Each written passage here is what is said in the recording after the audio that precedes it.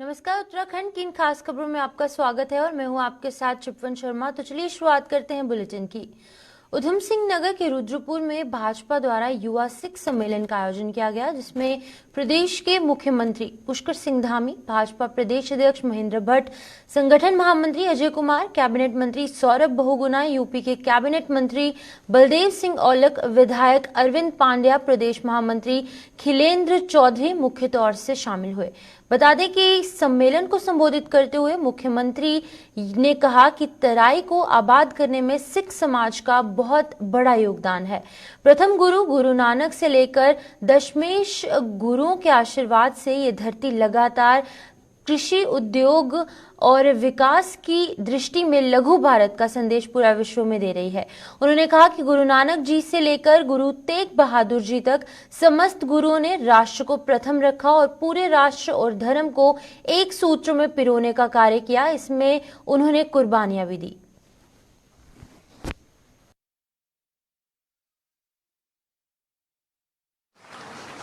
भाइयों बहनों, हम सभी जानते हैं तराई की धरती, इसको आबाद करने में हमारे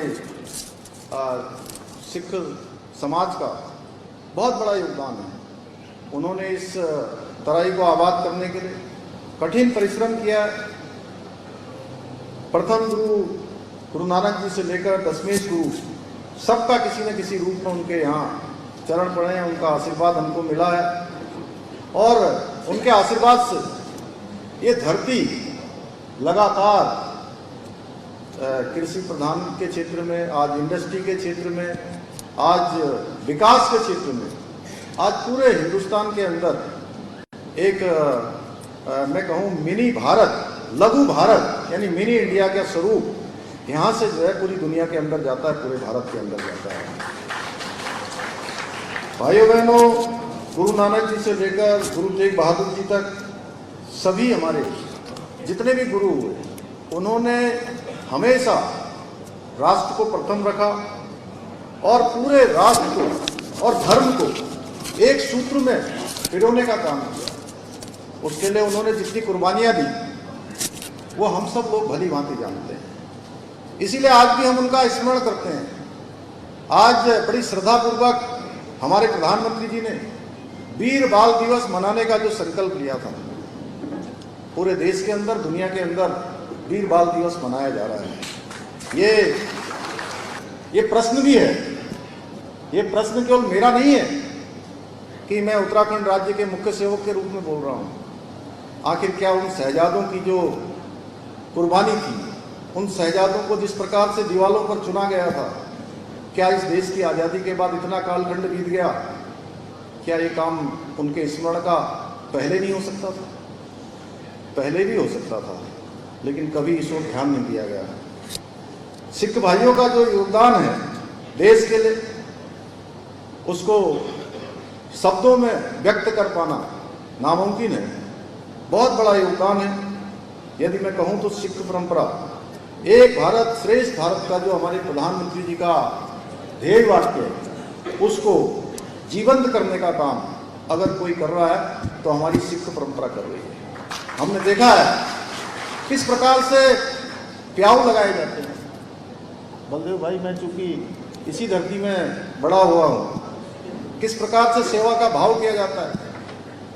नानकमता साहब, चूंकि शायद हफ्ते में कोई एक दिन होगा, वहाँ एक फुल्ला सिंह बैठा है, वहाँ हंस रहा हो, पीछे से खड़े हो जा जरा।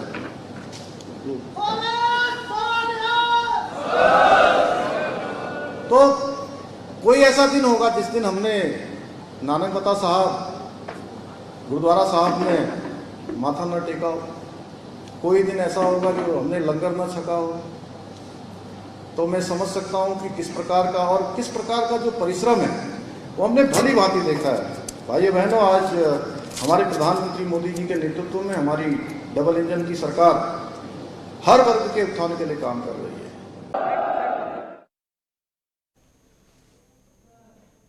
लोकसभा चुनाव को लेकर भाजपा और कांग्रेस की तैयारियां जोरों पर चल रही हैं, जहां पर कांग्रेस प्रदेश अध्यक्ष करण माहरा इस समय कुमाऊं के दौरे पर हैं और पार्टी के पक्ष में प्रचार करने में लगे हुए हैं। वहीं दूसरी ओर भाजपा ने कांग्रेस की तैयारी को लेकर कांग्रेस पर तंज कसा। बता दें कि भाजपा प्रदेश प्रवक्ता वीरेंद्र सिंह बिष्ट का कहना है कि भारतीय जनता पार्टी अपने 11,447 बूथों पर मजबूत है और 270 मंडल पर कार्यकर्ता आम जनता से संवाद स्थापित कर रहे हैं। उन्होंने कहा कि चुनाव आते ही कांग्रेस एक्टिव मोड में हो जाती है, लेकिन पिछले 5 वर्षों से लगातार भाजपा द्वारा चुनाव की तैयारियां की जा रही हैं।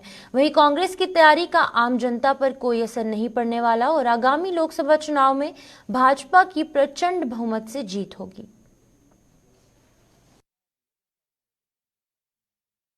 कांग्रेस के हुंकार तो कांग्रेस को ही पता है कि कितनी हुंकार है और उस हुंकार में कितना दम है, कितना वेट है, ये कांग्रेस के नेता भी जरूर जानते हैं।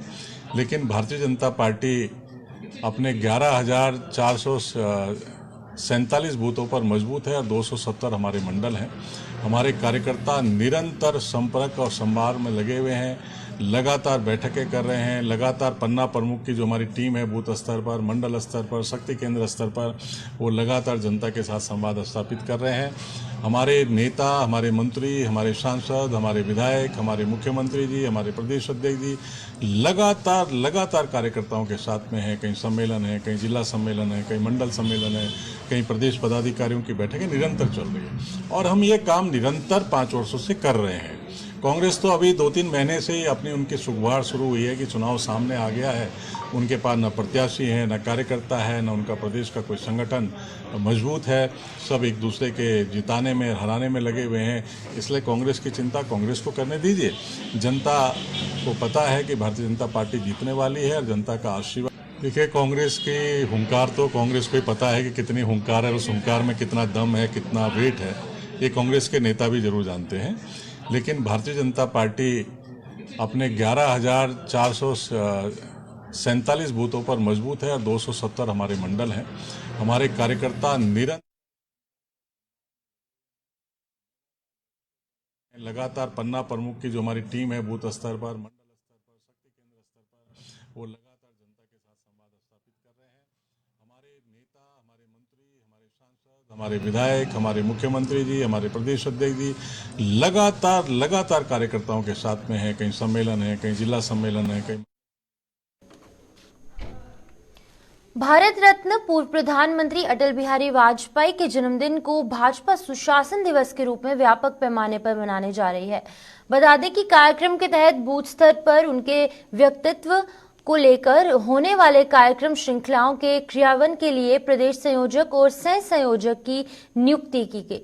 बता दें कि पार्टी मुख्यालय में प्रदेश मीडिया प्रभारी मनवीर चौहान ने पत्रकारों से बातचीत करते हुए जानकारी दी कि राष्ट्रीय अध्यक्ष जेपी नड्डा और प्रदेश अध्यक्ष महेंद्र भट्ट के निर्देश पर बूथ स्तर के वर्षवार 6 कार्यक्रमों में शामिल अटल जयंती को पार्टी व्यापक स्वरूप में मनाएगी। बता दें कि इस दिन 25 दिसंबर को सुशासन दिवस के रूप में राज्य के सभी बूथों पर उनके चित्रों पर पुष्पांजलि के साथ साथ विभिन्न कार्यक्रमों का आयोजन किया जाएगा, जिसमें कि भारत रत्न पूर्व पीएम स्वर्गीय अटल बिहारी वाजपेयी के व्यक्तित्व को लेकर चर्चा के कार्यक्रम किए जाएंगे। इस दौरान काव्यांजलि और अन्य रचनात्मक कार्यक्रमों के माध्यम से भी श्रद्धेय अटल जी के अतुलनीय योगदान को याद किया जाएगा और इस दौरान नमो ऐप पर विकसित भारत ब्रांड एम्बेसडर बनने और इस पर आधारित चैलेंज का हिस्सा बनने के लिए प्रेरित भी किया जाएगा।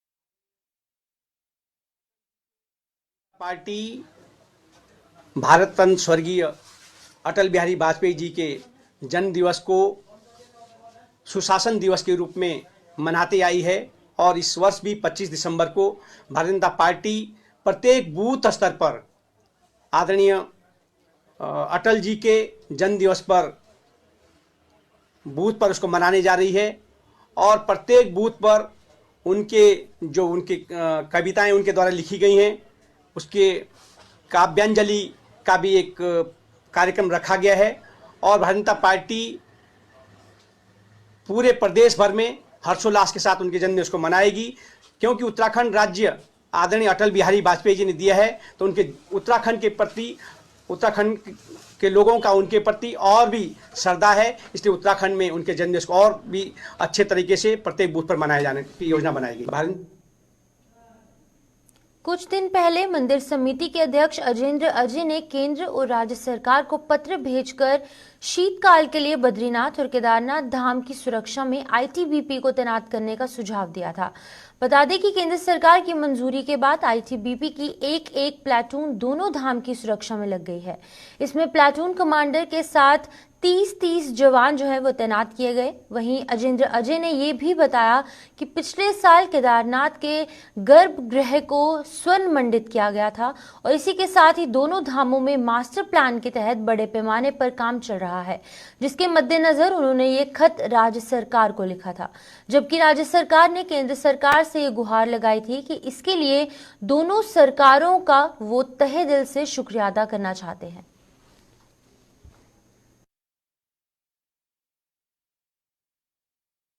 जानते हैं कि गत वर्ष केदारनाथ धाम में जो गर्भगृह है उसको स्वर्ण मंडित करा लिया गया था और उसके अलावा केदारनाथ जी में और बद्रीनाथ जी में मास्टर प्लान के तहत में व्यापक स्तर पर निर्माण कार्य चल रहे हैं। शीतकाल में भी वहाँ पर निर्माण कार्य चलते रहते हैं और उसके कारण से निर्माण कार्यों के चलते वहाँ पर लोगों की आवाजाही भी बनी रहती है। निर्माण एजेंसियों से जुड़े हुए तमाम लोग, मजदूर इत्यादि भी रहते हैं। तो इसलिए सुरक्षा की दृष्टि से गत वर्ष मैंने प्रदेश सरकार को पत्र लिखा था कि दोनों धामों में सुरक्षा के पुख्ता इंतजाम किए जाने चाहिए और गत वर्ष प्रदेश सरकार ने केंद्रीय गृह मंत्रालय से अनुरोध किया था और दोनों धामों में आईटीबीपी, क्योंकि आप जानते हैं कि वहाँ पर विकट भौगोलिक परिस्थितियाँ हैं, जलवायु बहुत वहाँ पर ठंड रहती है, बर्फबारी काफ़ी होती है। हालांकि सिविल पुलिस के जवान भी वहाँ पर तैनात रहते थे, लेकिन आईटीबीपी के जो जवान हैं इस प्रकार की परिस्थितियों के लिए अभ्यस्त रहते हैं। तो उस आधार पर वहाँ पर गत वर्ष भी आईटीबीपी के जवानों को तैनात किया गया था और इस वर्ष भी कपाट बंद होने के पश्चात फिर प्रदेश सरकार के स्तर से प्रक्रिया प्रारंभ की गई थी और कल से वहाँ पर दोनों धामों में एक प्लाटून आईटीबीपी के जवानों की तैनाती हो गई है और इसके लिए मैं प्रदेश सरकार को, खास करके माननीय मुख्यमंत्री जी का आभार भी व्यक्त करूँगा कि उनके प्रयासों से ये कार्य संभव। मुख्य विपक्षी दल कांग्रेस ने 2024 लोकसभा चुनाव की तैयारी शुरू की है। बता दें कि आर्थिक तंगी का दावा करने वाली कांग्रेस ने आगामी लोकसभा चुनाव से पहले ऑनलाइन चंदा एकत्रित करने के लिए देश के लिए दान नाम से एक अभियान शुरू करने का फैसला किया है। इस अभियान के तहत कांग्रेस ने 18 साल की उम्र से अधिक के व्यक्ति से 138, 1380, 13,800 या फिर 1,38,000 रुपए चंदा देने की अपील की है, जिसको लेकर कि प्रदेश स्तर पर कांग्रेस ने कार्य शुरू किया है। और अब भाजपा की बात करें तो भाजपा ने कांग्रेस से इस पर अभियान पर तंज कसा है। प्रदेश प्रवक्ता वीरेंद्र बिष्ट ने कांग्रेस के अभियान पर तंज कसते हुए कहा कि कांग्रेस ने पिछले 60 वर्षों में देश के उद्योगपति और व्यापारियों को डरा धमकाकर उगाही की है और अब एक बार फिर से कांग्रेस ने चंदा उगाही करने का काम किया है। कई राज्य उनके हाथ से साफ हो चुके हैं और अब पार्टी चलाने के लिए चंदा जुटाया जा रहा है, लेकिन इस अभियान से उन्हें ज्यादा फायदा नहीं होगा।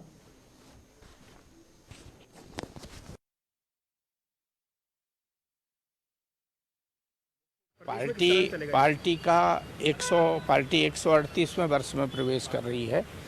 138वें वर्ष में प्रवेश के उपलक्ष्य में अखिल भारतीय कांग्रेस कमेटी ने 138 रुपये से लेकर 13,800 रुपया कार्यकर्ताओं से पार्टी फंड में योगदान करने का अनुरोध किया गया है। हमको भी अखिल भारतीय कांग्रेस कमेटी का पत्र प्राप्त हुआ है। चूँकि आज दिल्ली में ये कार्यक्रम लॉन्च हो रहा है और कल से प्रदेश कांग्रेस कमेटी अपने विभिन्न वर्ग के कार्यकर्ताओं से संपर्क स्थापित कर जिस कार्यकर्ता की जितनी सामर्थ्य होगी 138 रुपये से लेकर 13,800 तक का जो योगदान करने के लिए केंद्रीय नेतृत्व ने हमको कहा है, हमारा प्रयास रहेगा कि अधिक से अधिक धनराशि हम यहाँ से एकत्र करके केंद्रीय कोष में जमा करने का प्रयास करेंगे। देखिए, कांग्रेस पार्टी ने 60 वर्षों में देश के उद्योगपतियों को नहीं छोड़ा, देश के व्यापारियों को नहीं छोड़ा और लगातार वो उनसे डरा धमका के उगाही करती रहती थी। आज फिर जो है उनसे जो है चंदे के नाम पर उगाही करने का उसने निर्णय लिया है, तो उनको मुबारक हो। उनको अपनी पार्टी चलानी है। अब राज्यों से लगभग उनका सफाया हो रहा है। अब राज्य उनके पास रहने गए हैं पार्टी चलाने के लिए, उनको अब जनता के चंदे की आवश्यकता पड़ रही है, तो उनको मुबारक हो, लेकिन उससे बहुत ज़्यादा उनको कोई फ़ायदा होने वाला नहीं है।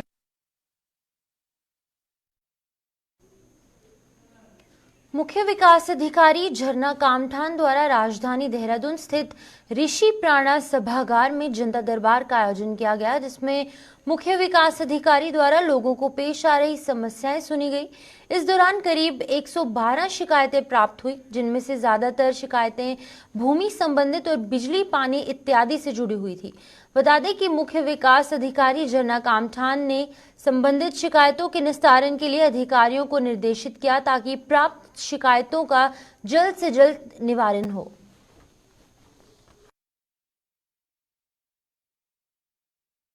आज जनता दरबार में कुल 112 शिकायतें आई थी और इसमें से अधिकतर शिकायतें जो हैं भूमि संबंधित विवाद से थी। कुछ शिकायतें ऐसी भी थी जो सिविल प्रकृति की थी, लेकिन फिर भी जो शिकायतकर्ता है उनके द्वारा यहाँ कंप्लेंट करी गई है। तो इसमें जो संबंधित उपजिलाधिकारी और तहसीलदार हैं उनको निर्देशित कर दिया गया है कि समस्या का यथाशीघ्र समाधान करें, क्योंकि कुछ समस्याएं ऐसी थी जो भूमि विवाद की तो थी, लेकिन वो सिविल प्रकृति की थी, वो एसडीएम तहसीलदार से संबंधित नहीं थी। तो उनका एक तरह से मौके पर ही निस्तारण हो गया है, उनको शिकायतकर्ता को अवगत करा दिया है, और जिसमें कार्रवाई राजस्व विभाग के अधिकारियों के स्तर से अपेक्षित थी वो शिकायतें उनको प्रेषित कर दी गई है। वो यथाशीघ्र उसमें अपनी आख्या प्रेषित करेंगे। अधिकतर जमीन संबंधी मामले ही थे, अतिक्रमण अवैध कब्जे के से संबंधित थे या कुछ भूमि के आपसी विवाद भी थे। उन सभी को जांच के लिए जो है संबंधित अधिकारियों को भेज दिया गया है। उत्तराखंड को नशा मुक्त करने के लिए पुलिस द्वारा विशेष अभियान चलाया जा रहा है, और इस अभियान के तहत बात करेंगे तो लक्सर पुलिस ने 2 नशा तस्करों को गिरफ्तार कर उनके कब्जे से स्मैक की बड़ी खेप बरामद की, जिसकी कीमत 15 लाख से भी अधिक बताई जा रही है। पुलिस के अनुसार दोनों तस्कर इस खेप को बरेली से लेकर लक्सर पहुंचे थे। पुलिस की सतर्कता के चलते दोनों तस्करों को पुलिस ने अकबरपुर उद के चौराहे के करीब से गिरफ्तार किया। बता दें कि तस्करों के कब्जे से लगभग 150.28 ग्राम स्मैक, एक इलेक्ट्रॉनिक तराजू, एक मोबाइल और एक मोटरसाइकिल बरामद की गई है। पकड़े गए दोनों आरोपियों के खिलाफ एनडीपीसी के एक्ट के मामले दर्ज किए गए हैं और उन्हें जेल भेज दिया गया है।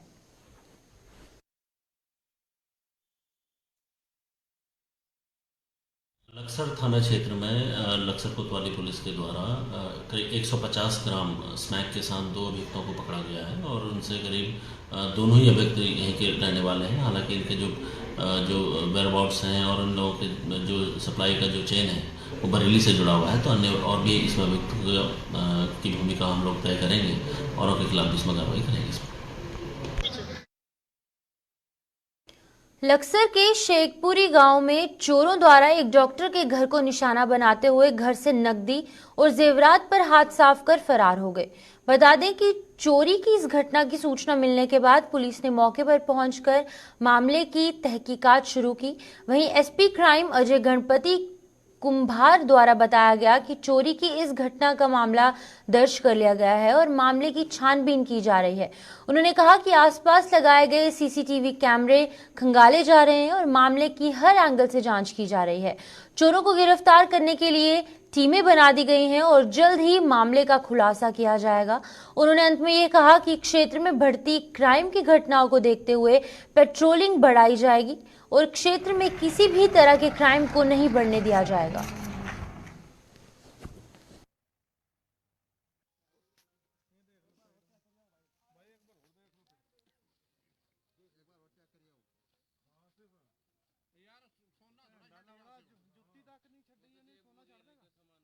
शाम 6:30 बजे के आसपास मैं अपने घर से कहीं बाहर गया था वाइफ और बेटे के साथ, और मैं लगभग 9 बजे के आसपास घर आया हूँ।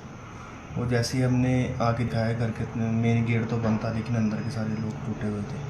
अलमारी में भी बिल्कुल सामान बिखरा पड़ा था, संदूक में, बेड में सारा सामान उथल पुथल था।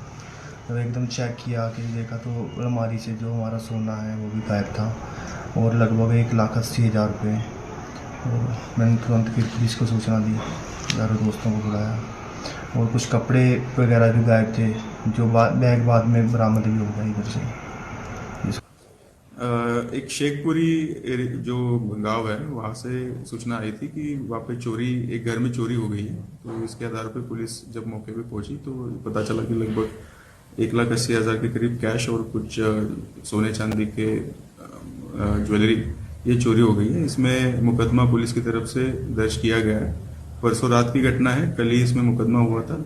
इसमें जो सीसीटीवी फुटेजेस वगैरह खंगाले जाएंगे और इसमें आइडेंटिफाई करके अरेस्टिंग की कार्रवाई की जाएगी। सर सीसीटीवी फुटेज भी एक सामने है जिसमें चोर आते हुए और सामान ले जाते हुए दिखाई देते हैं। वो इन्वेस्टिगेशन उसी के ऊपर जारी है। इसमें जो आगे की विधिक कार्रवाई है पुलिस करेगी। सर सर्द मौसम आ गया है, चोरों की भी लगातार बढ़ती जा रही है, तो इसको लेके किस तरह की सर आप मॉनिटरिंग या फिर पुलिस व्यवस्था गश्त वगैरह कैसे बढ़ाई जाएगी? इसमें पेट्रोल ड्यूटीज हम लोग बढ़ाएंगे।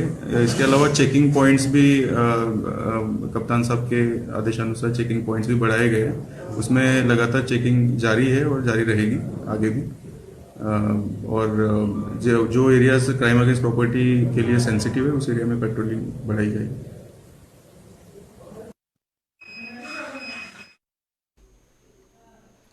सर्दी के बढ़ते प्रकोप को देखते हुए नगरपालिका विकास नगर द्वारा 13 बेड के एक रैन बसेरे और शहर में अलाव की गई जगह व्यवस्था की गई है। बता दें कि इस बारे में जानकारी देते हुए नगरपालिका के मोहित पाठक द्वारा बताया गया कि राजकुमार चौक, डाक पत्थर चौक, तिराहा चौक, पहाड़ी गली चौक, मंडी चौक, वेदांश चौक और कई जगहों पर अलाव जलाए जाते हैं और इसकी व्यवस्था हमारे नगर पालिका द्वारा की गई है और अगर जरूरत पड़ी तो और भी जगह अलाव जलाने की व्यवस्था की जाएगी। नगर पालिका का एक अस्थायी रैन बसेरा एनफील्ड स्कूल के सामने संचालित हो रहा है जिसमें 13 बेड की व्यवस्था की गई है। इसके अतिरिक्त जिला अधिकारी महोदय के निर्देशानुसार नगर पालिका क्षेत्र अंतर्गत 7 जगहों पर नगर पालिका द्वारा अलाव की व्यवस्था की जा रही है। सर कहाँ है वो जगह? 7 जगह हैं आपकी। एक है चुंगी पे, एक मंडी चौक पे और एक पहाड़ी गली में और एक रामपुरा चौराहे पे और एक डाक पत्थर चौराहे पे। सर इसके अलावा और क्या व्यवस्था नगर पालिका की? इसके अतिरिक्त जैसे जैसे लोग ये डिमांड आएगी, अगर जगह बढ़ानी होगी तो हम स्थान और बढ़ाएंगे। अभी 7 जगहों पे हमारे द्वारा चलाई जा रही है। सर आपका नाम, आपका पद? मेरा नाम मोहित पाठक है, मैं कर अधीक्षक नगर पालिका परिषद विकासनगर देहरादून। विकासनगर तहसील क्षेत्र के ग्राम जामखाता में आंगनवाड़ी केंद्र के अंदर एक एयरटेल 5G के टावर लगाने का काम किया जा रहा है, जिसका कि ग्रामीण ने कड़ा विरोध किया। ग्रामीण समाज सेवी सुमित नेगी के नेतृत्व में एसडीएम कार्यालय विकासनगर पहुंचे और अपना विरोध प्रकट किया और ज्ञापन जो है वो उप जिलाधिकारी विकासनगर विनोद कुमार को सौंपा।